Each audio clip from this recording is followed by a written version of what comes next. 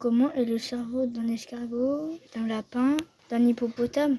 Alors, comment est le cerveau d'un escargot, d'un lapin et d'un hippopotame? Alors, ce sont trois animaux très différents. Les trois ont un cerveau, mais qui est vraiment particulier. L'escargot, par exemple, c'est un mollusque. Et les mollusques, ils ont en fait ce qu'on appelle des ganglions cérébroïdes. Donc, il y a des gros ganglions au niveau de la tête et puis des petits ganglions qui sont répartis sur le long du corps pour que l'organisme fonctionne normalement. Donc, pour ce cerveau-là, c'est tout petit, hein. Mais pour le lapin et pour l'hippopotame, ce sont deux mammifères. Leurs cerveaux, là encore, sont différents. Le lapin, c'est un peu comme pour une souris ou pour un rat. C'est un cerveau qui est petit, un peu comme la phalange du petit doigt. Et puis, ça a surtout des bulbes olfactifs, parce que ça sent beaucoup les odeurs. Mais c'est un cerveau très lisse, avec un cortex qui est vraiment très lisse. En revanche, le cerveau d'un hippopotame, c'est beaucoup plus proche du cerveau d'un cheval ou d'une vache.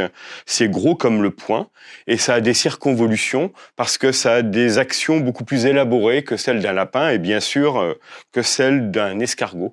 Donc ce sont des cerveaux de taille moyenne pour ce qui est de l'hippopotame et du lapin et tout petits pour ce qui concerne l'escargot du mollusque.